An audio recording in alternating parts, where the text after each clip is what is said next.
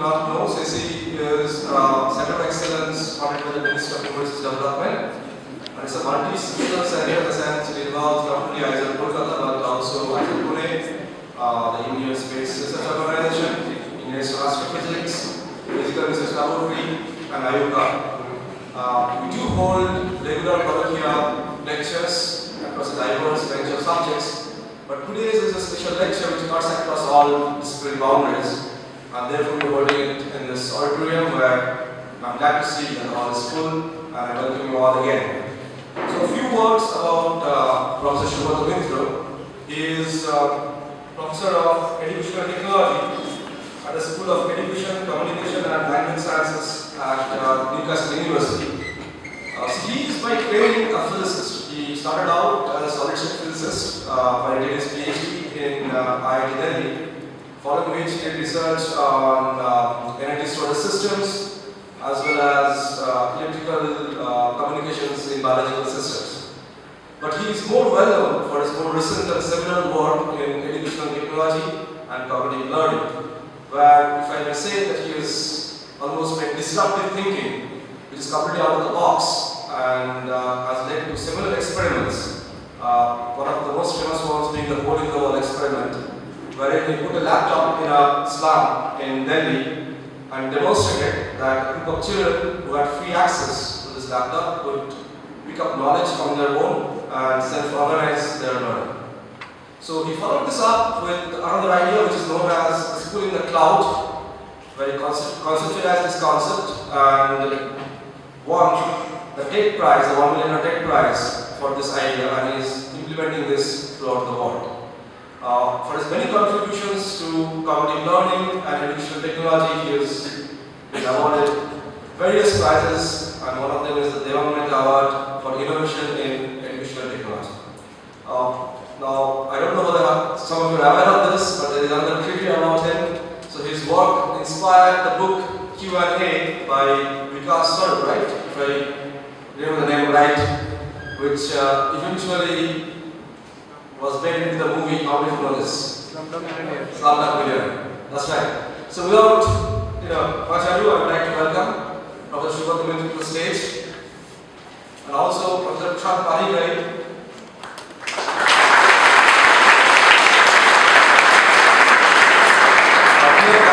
And actually director for today. May I request Prashant to, on behalf of the institute, present this note.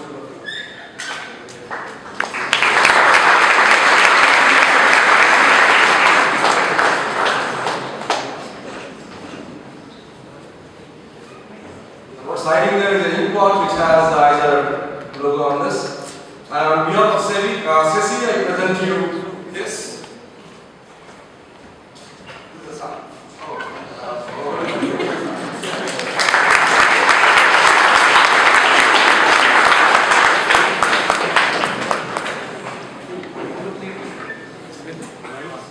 Lights will be off. This one also. This one also. No, it's straight out.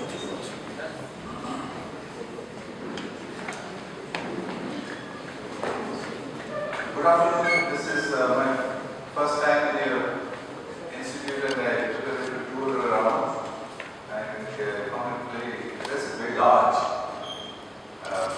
I'm sure many of you have to walk a lot to get here. I'm going to talk about the future of learning. Hopefully it will be of interest to you because you are all in the middle of learning something. My work is mainly to do with children, but much of the work can also, I think, as you listen to it, you find that you might be able to apply some of that to your own teaching and learning situation. First of all, what I'll show you is that if you take the recent literature about education, particularly children's education, you cut and paste all of that, put it into one single document, and then submit it to this program called Word, which makes it into a map, you get something like this.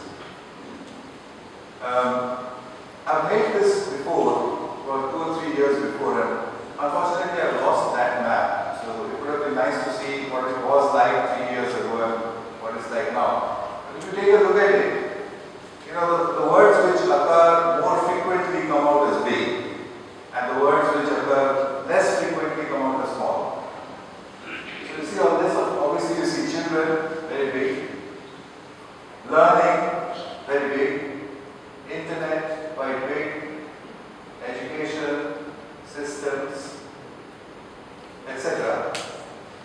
But what is quite interesting to see in this year's map, last year's map, I don't know if you can see it clearly, but you can't see it because it isn't there. There's one word that's not there. That word is teaching. Okay? It's a little odd, isn't it? So, my talk is about what happened to that word. Why did it disappear from the word map?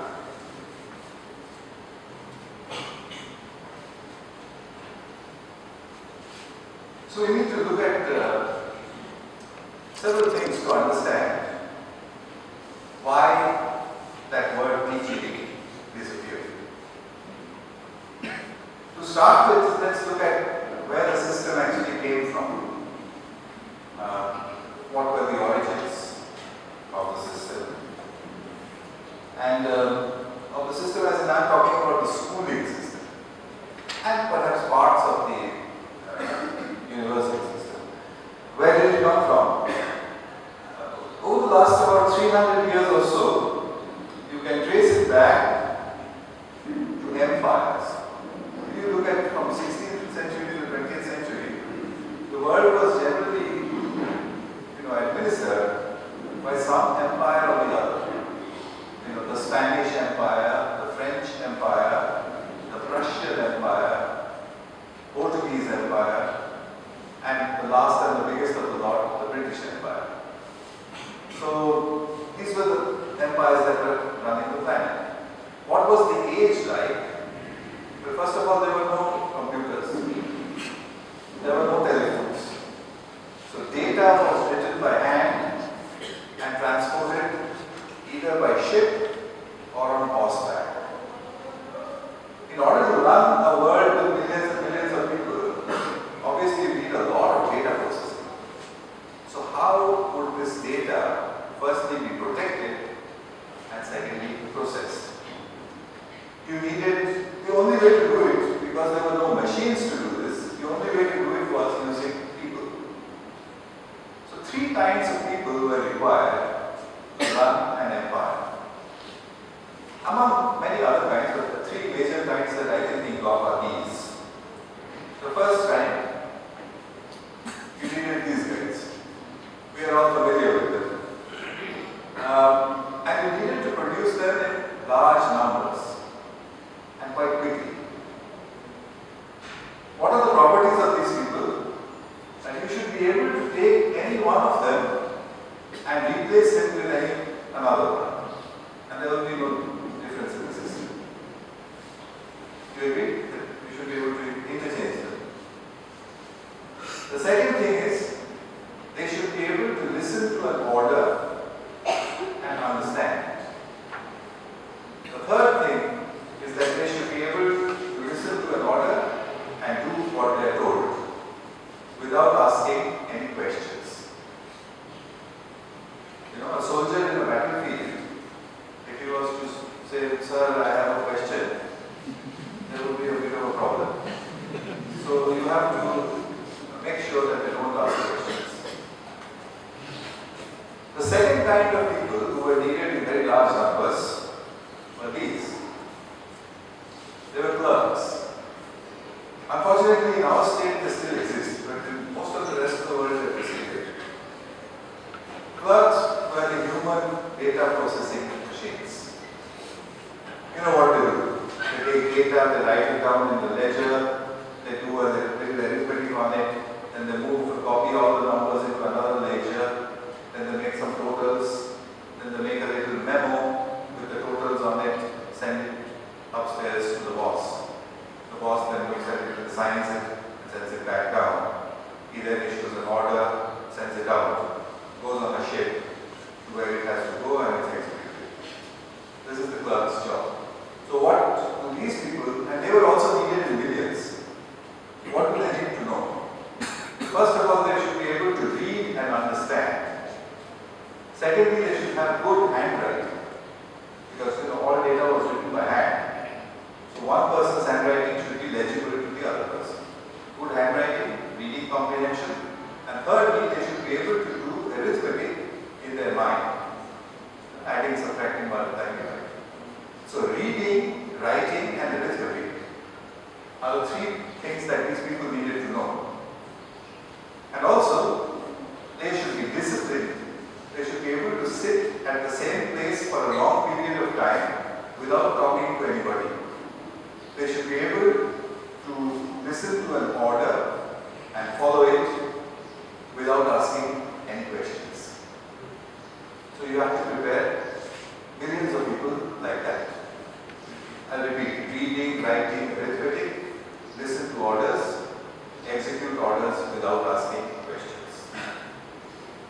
you needed a third kind of people. These were the people who would provide goods and services. Assembly line workers. You needed them in very large numbers because there were no machines to produce things. Things were done by hand. So what are the properties of these people? They should be able to stand on the same spot for 8 hours and do the same thing over and over again without making any mistakes. They should be able to understand instructions and follow them exactly. They should not ask any questions, and very importantly, they should not be creative. You know, if an assembly line worker becomes creative, all the products will come out different. So you have to purposefully create people who are not creative. So these three kinds of people, you see the common thread there. Listen to orders, follow them, don't ask questions, be disciplined, and don't be creative under any circumstances. So you needed a machine to produce such people in very large numbers. Otherwise the empires would not run.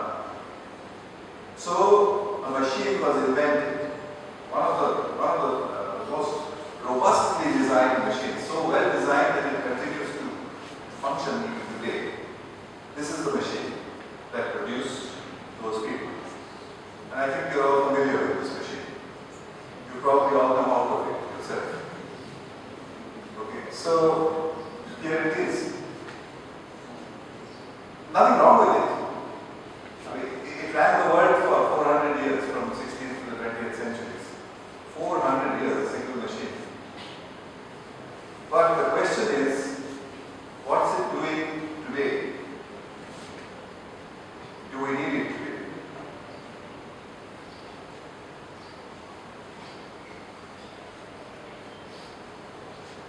So,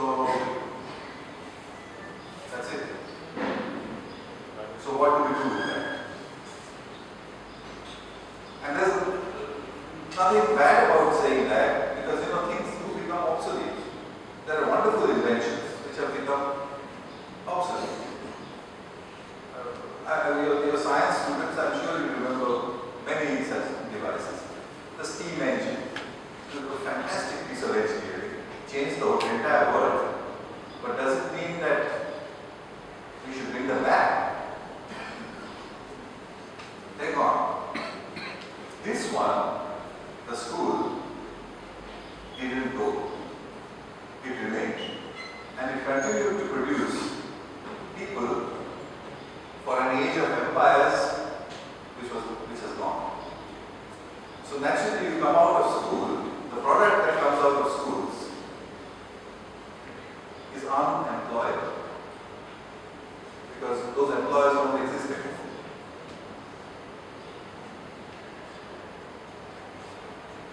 So what happened? Why did that happen? Well, let's look at another interesting thing that happened in our world. Dematerialization. It used to happen in fairy tales. If you take a magic wand and you wave it at something, it says, poof, and disappears. But in our world, it actually happens all the time. I'll show you some examples.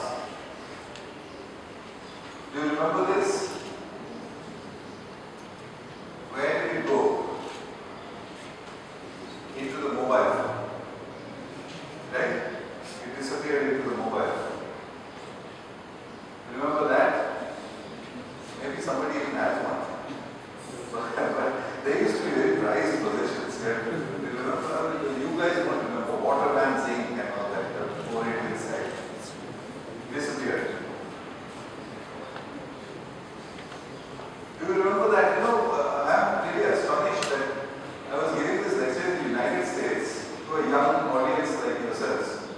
And I showed this picture and I said, look at that. And somebody from the audience said, what is it? It's called a slide rule. And you can multiply and divide with it. It's based on the work of a mathematician called Napier. Where did it go? It disappeared.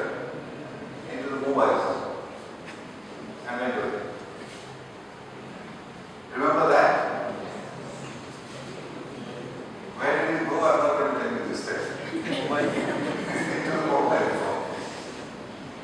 Remember that? Where did it go? Into the mobile phone. And remember this? It's of maps. Where did it go? But I want to give you one example of something rather interesting and rather strange, the example of transportation. Now, for the last several thousand years, this is how people used to go from one place to another, a horse and cart. And the way it worked was that you were a passenger, you went to the back, you went to the coachman, who's the guy sitting on top with the hat. You went to him and you told him where you had to go, and then you got into the back. He drove and took you there. Thousands of years, that's how people moved. Until the internal combustion engine got invented. So then everybody said, well, now we can remove the horses and put internal combustion engines. And I suppose we were quite happy because the poor horses, they've done their job for thousands of years. Now they can go.